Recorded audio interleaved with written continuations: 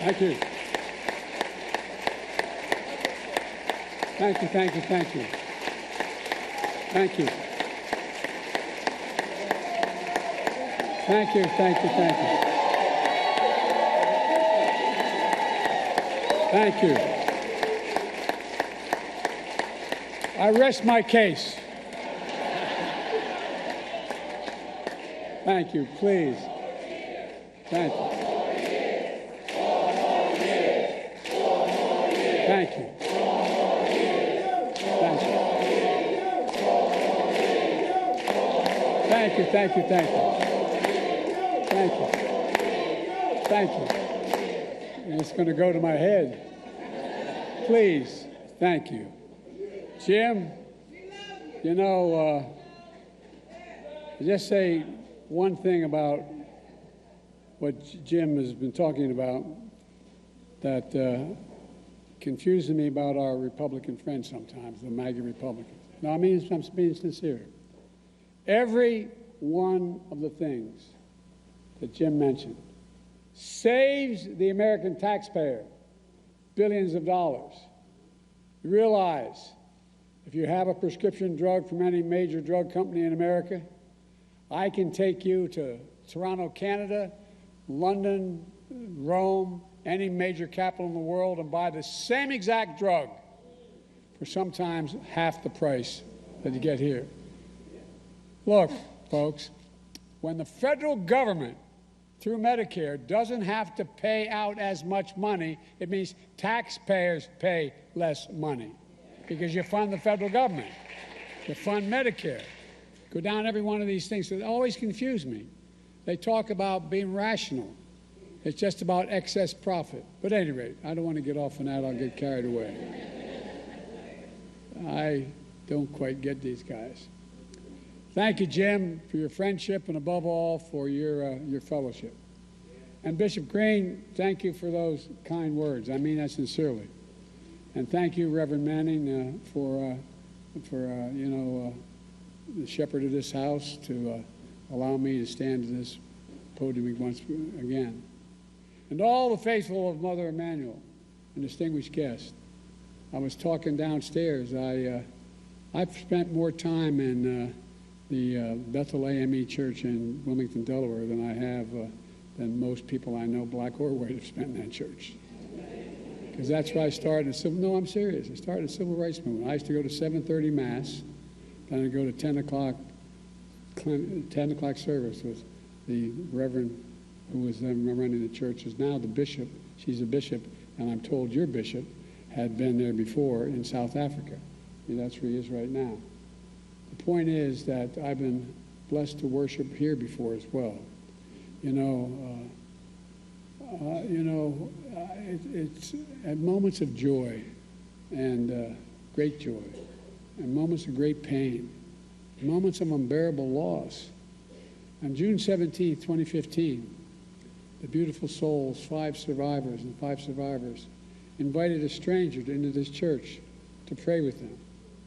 The word of God was pierced by bullets of hate, of rage, propelled by not just gunpowder, but by a poison that has for too long haunted this nation. What is that poison? White supremacy. Oh, it is. It's a poison. Throughout our history, it's ripped this nation apart. It says no place in America. Not today, tomorrow, or ever. From that day, this nation saw this congregation, this community, demonstrate one of the greatest acts of strength I have ever seen. I mean it sincerely from the bottom of the act of forgiveness, the act of grace. It was as President Obama sang from here, Amazing Grace.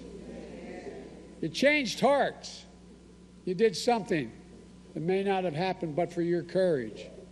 You brought down the Confederate flag in South Carolina. You brought it down. No, you did. And you helped the nation heal.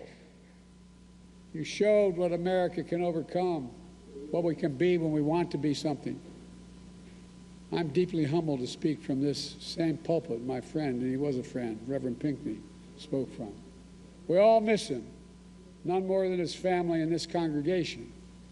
But just as all the families of the Emanuel 9 miss the pieces of their soul that they lost that day, we also have been together at moments of unbearable loss for my family. 2 days after the service of Reverend Pinckney, my son and I, my surviving son and I came back. My family worshiped with you. Here's Sunday service to show our solidarity.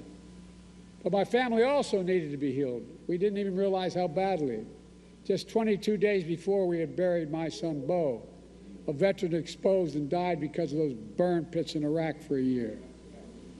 We were in more pain than we knew. We came here to offer comfort. We received comfort from you. No, I'm serious. As I listened in the pews, spent time with the families, visited Reverend Pinckney's office, visited the memorial for the victims outside, I grew stronger. My son, my family grew stronger. We prayed together.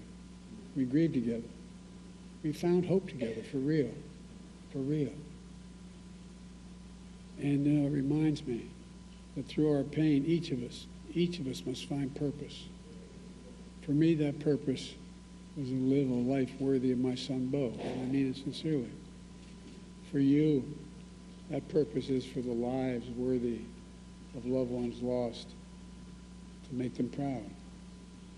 So many of you were there for us during that loss, including my dear friend Jim and Emily Clyburn. Miss Emily, I miss.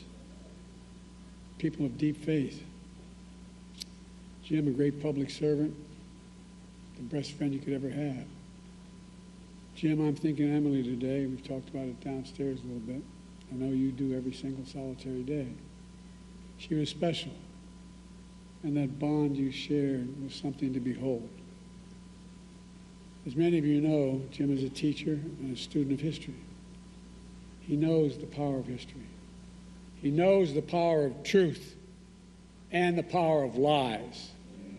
He knows what happens when people are allowed to whitewash history, erase history, bury history. He knows what the Bible teaches. We shall know the truth, and the truth shall set us free. But the truth is under assault in America. As a consequence, so is our freedom, our democracy, our very country, because without the truth, there's no light. Without light, there's no path from this darkness. If you really care about the lives lost here, then you should honor the lives lost and call for a ceasefire in Palestine. Ceasefire now! Ceasefire now! Ceasefire now! That's all right. That's all right. That's all right. That's all right.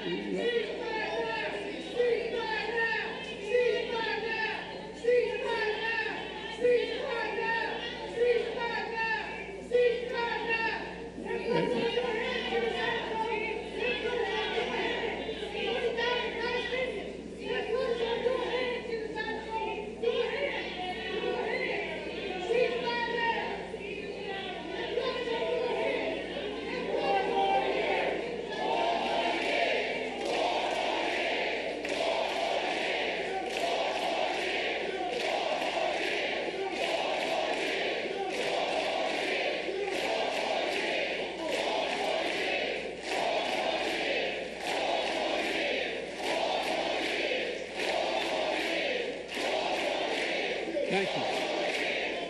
Thank you. Thank you. Look, folks, I understand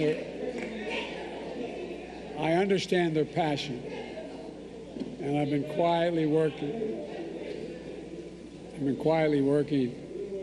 with the Israeli government to get them to reduce and significantly get out of Gaza. I'm using all that I can to do that.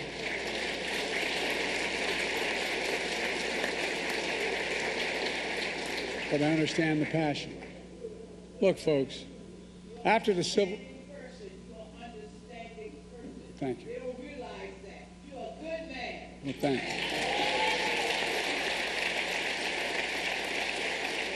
Look,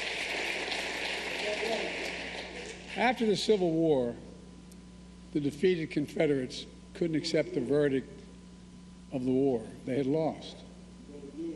So they say they embraced what's known as the lost cause, a self-serving lie that the Civil War is not about slavery, but about states' rights. They've called that the noble cause. That was a lie that had, not just a lie, but it had terrible consequences. It brought on Jim Crow. So let me be clear, for those who don't seem to know, slavery was the cause of the Civil War. There's no negotiation about that. Now we're living in an era of a second lost cause. Once again, there's some in this country trying to turn a loss into a lie which, if allowed to live, will once again bring terrible damage to this country. This time, the lie is about the 2020 election. The election which you made, your voices heard, and your power known. Just 2 days ago, we marked the 3rd anniversary of one of the darkest days in American history, January the 6th, the day in which insurrectionists stormed the United States Capitol, trying for the first time in American history to stop the peaceful transfer of power in the country. We all saw with our own eyes the truth of what happened. That violent mob was whipped up by lies from a defeated former president, smashing windows, smearing blood on statues, ransacking offices. Outside, insurrectionists erected gallows, chanting, "Hang Mike Pence." Inside, they hunted for Nancy Pelosi, chanting, "Where's Nancy?" We saw something on January 6th we'd never seen before, even during the Civil War. Insurrectionists waving Confederate flags inside the halls of Congress built by enslaved Americans. A mob attacked and called black officers, black veterans, defending the nation, those vile of racist names. And yet, an extreme movement of America, the MAGA Republicans, led by a defeated president, is trying to steal history now. They tried to steal an election, now they're trying to steal history, telling us that violent mob was, and I quote, a peaceful protest. That insurrection, those insurrectionists were, these are his words, patriots. That there was, quote, a lot of love that day. In fact, the rest of the nation and the world saw a lot of hate and violence. For hours, the defeated former president sat in the private dining room off of the Oval Office and did nothing, absolutely nothing. His actions were among the worst derelictions of duty by any president in American history. An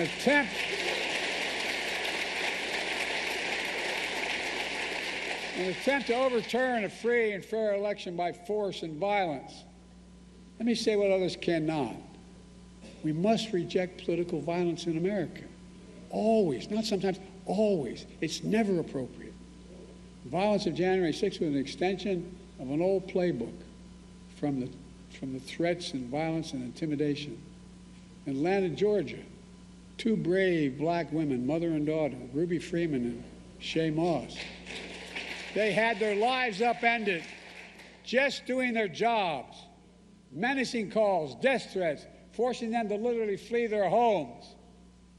Those pushing the big lie have a conspiracy theory among conspiracy theories that outweighs them all.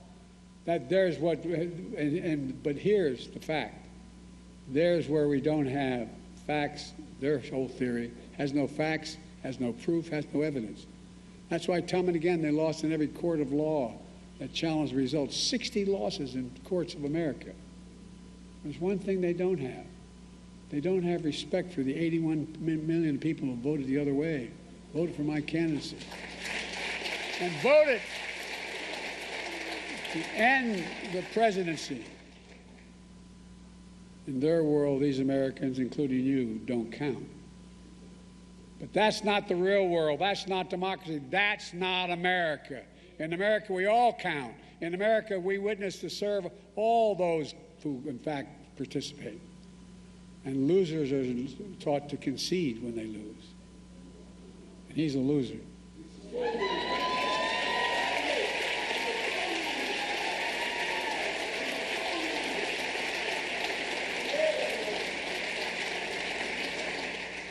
Then we all came together to put the country before ourselves. The lies that led to January 6th are part of a broader attack on the truth of America today that we all have seen before. The same movement that throughout the mob of the United States Capitol isn't just trying to rewrite history, January 6th, they're trying to determine to erase history and your future. Banning books, denying your right to vote and have it counted, destroying diversity, equality, inclusion all across America, harboring hate and replacing hope with anger and resentment and dangerous view of America. That narrow view of America, zero-sum view of America that says, if you win, I lose. If you succeed, it must be I failed. If you get ahead, I fall behind. And maybe worst of all, if I hold you down, I lift myself up. That's not new in America. Every stride forward has often been met with ferocious backlashes from those who fear the progress, from those who exploit that fear for their own personal gain, from those who traffic in lies told for profit and power. But here in Charleston, you know the power of truth. Less than a mile from here was once a port where almost half of all enslaved Africans were trafficked to North America and forced on our shores. And now you have a world-class museum there to tell the truth about the original sin. And it matters. And I want to thank former Mayor Jim Riley for his leadership, who saw to it the museum was built, and for all of you who made that happen. And with your help, I made Juneteenth the first federal holiday since Dr. Martin Luther King's day.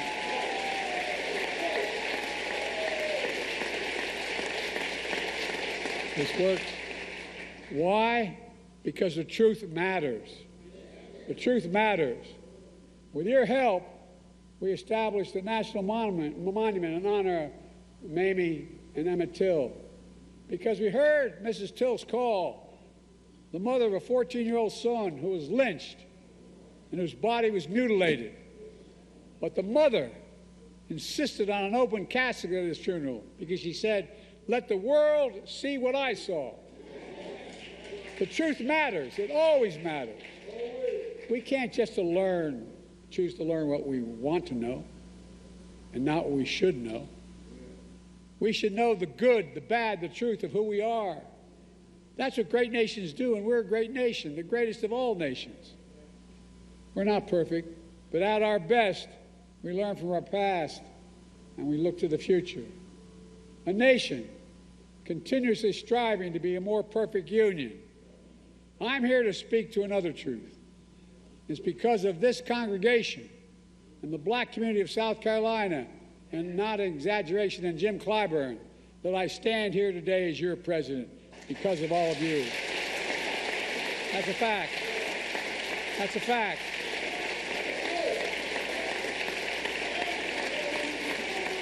And I owe you.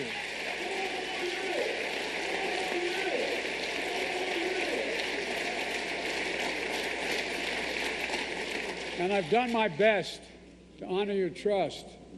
That means rejecting the small, narrow, cramped view of America, as well as lifting up a bigger and broader view of America that holds that if you do well, I do well. We all do well.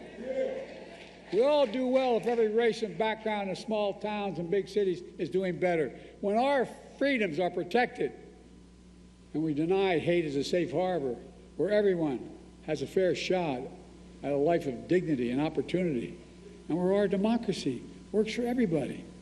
It benefits everybody. I don't get these guys. Everybody does better, even those folks who disagree with us. I'm keeping my commitment to you. That's the America we're building together. Instead of erasing history, we're making history. And it starts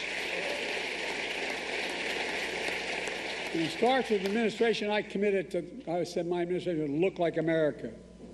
and taps into our full talents and strengths as a nation, starting with our incredible Vice President, Kamala Harris. When we came to office, the country was in the depth of a pandemic, which we lost over 1,200,000 people. So we moved heaven and earth to get the country vaccinated, saving countless lives. When the economy on the brink, we sent $1,400 checks into the pockets of people who were hurting badly to keep them going.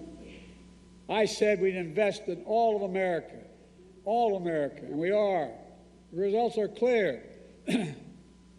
Over 14 million new jobs, record economic growth, the lowest inflation rate of any major economy in the world. But we have more to do. We see this progress for all Americans. We have the lowest black unemployment rate recorded in a long, long time. More black Americans have health insurance than ever, bringing peace of mind and dignity to their lives.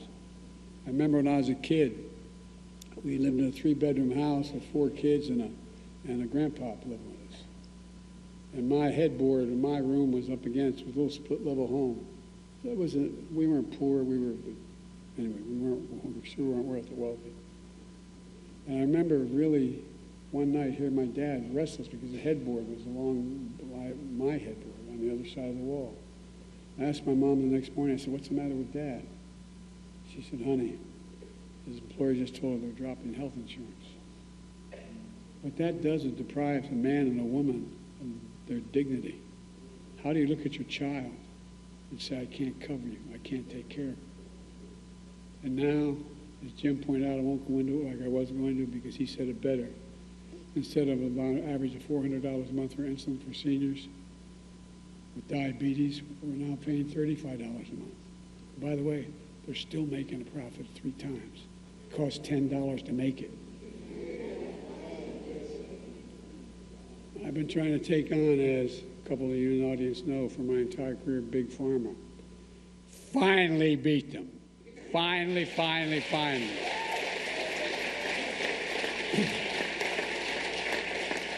And we're going to go back and make sure that Medicare can negotiate prices for everybody, not just for seniors. Again, it saves the American taxpayers billions of dollars not having to pay pharma for these things. You know, we're growing back black wealth, but we have a lot more to do. The racial wealth gap is the smallest it's been in 20 years under my watch. More black small businesses starting up than in decades, and the ultimate act in opening a new business, the ultimate act of hope. We're taking on housing discrimination in many ways. So a home owned by a black family on one side of a highway, built by the same builder on the other side of the highway, and a white guy living in it, the white guy's home is valued more than the black guy's. No, I know you know it, but guess what? That's how you build generational wealth when you build your home. Kamala and I are leading the charge, mainly Kamala, to protect the freedom to vote, and that vote that be counted. Defending your freedom to choose, we're keeping our commitment of providing incredible opportunities, making historic investments in HBCUs, $7 billion. $7 billion.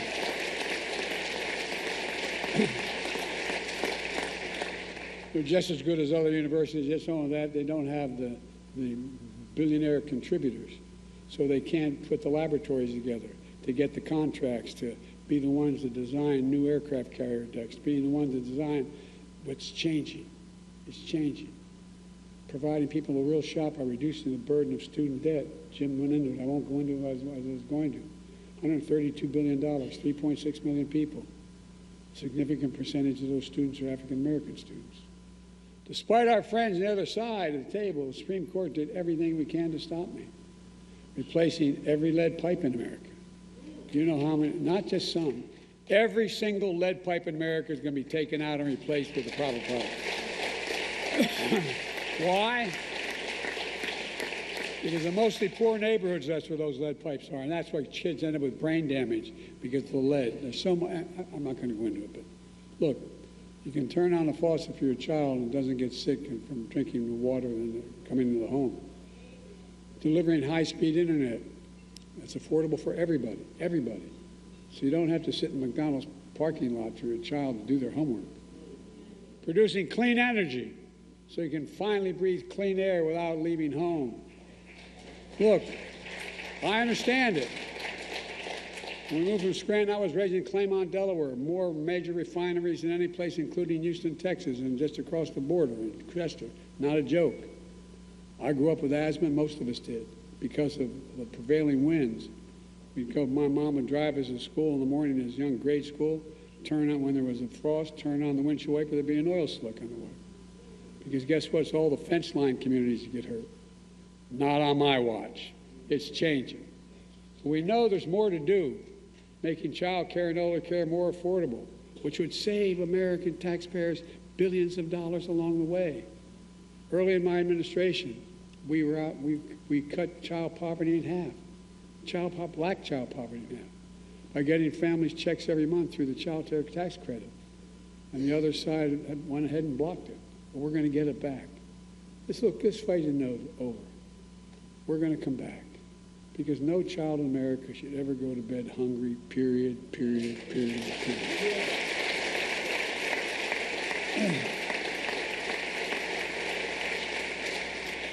After the historic movement for justice in the summer of 2020, I signed the most significant police reform executive order in history.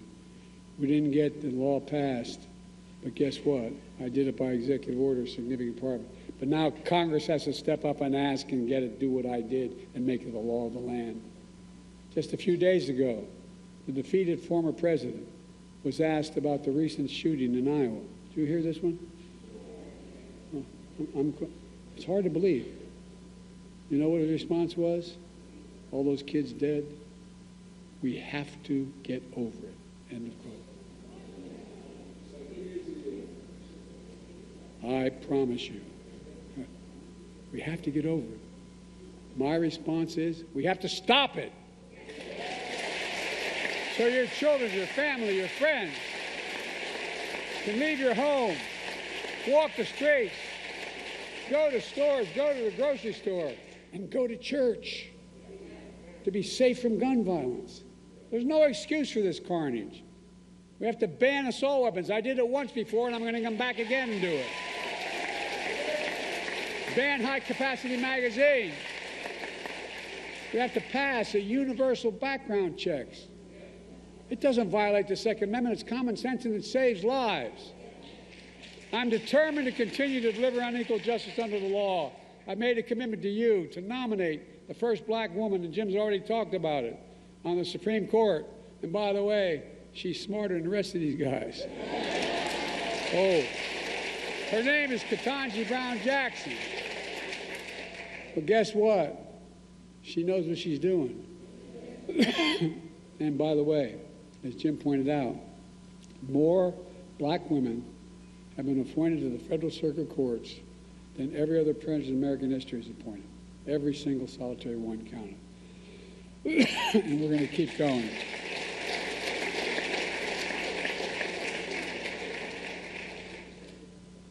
Look, I want to make it clear. You all made this possible. Because of your voice was heard in shaping your destiny. That's democracy.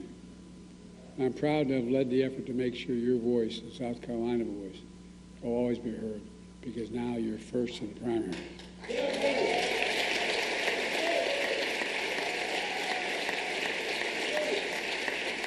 Look, our North Star as a nation is the very idea of American, an idea. At once the most simple and most powerful idea in the history of the world. That's not hyperbole, it's fact. The idea is this: we're all created in the image of God equally. We deserve to be treated equally throughout our lives. That covet's a covenant we made with each other, a covenant we've never fully lived up to, but we never fully walked away from either. And faith and history teach us that however dark the night, joy cometh in the morning. And that joy comes with commands from Scripture. Love the Lord thy God with all thy heart, all thy mind, all thy soul. And love your neighbor as thyself. Not so easy. It's hard. But in those commands is the essence of the gospel. and the essence of the American promise. And in my life, I've tried to live my faith, and I've many times failed. But I've learned, as many of you might have learned in your path as well, we're all imperfect beings. We don't know where fate will take us or when, but we can do our best to seek a life of light, hope, love, and justice, and truth. Folks, let me close with this. Denmark Vesey arrived in Charleston enslaved, one of too many from the distant shores, wrenched on a painful journey, not to a promised land, but to a land that promised to deprive them of freedom. But even though they arrived in a land where the life and rife of pain and persecution, they still believed they had promise. And the black church kept them moving. They had faith. They found Scripture. Faith is the substance of things hoped for, evidence of things not seen. Vesey had his kind of faith. He became a carpenter and a movement leader,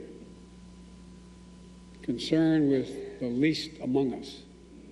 That's why he helped found this very church 200 years ago, only 40 years after the Declaration of Independence. And this church, your church now, the black church, has come to symbolize the faith and this purpose, to bear witness to those who are suffering, to bring the good news of a future to come, to follow its mission, to be the light in the pathway of darkness. That's patriotism. That's patriotism. To love something so much, you make it better no matter the struggle. A patriotism that inspired generations before us to believe that in America we can do and be anything we want to be. In our time, there's still the old ghost of new garments. And we all need to rise to meet the moment. And the moment is now. Folks, my fellow Americans, this is a time of choosing. So let us choose the truth. Let us choose America. I know we can do it together, and as the gospel song sings, we've come too far from where we started. Nobody told me the road would be easy. I don't believe he brought me this far to leave me. My fellow Americans, I don't think the good Lord brought us this far to leave us behind. May God bless you all, and may God protect our troops. Thank you, thank you, thank you.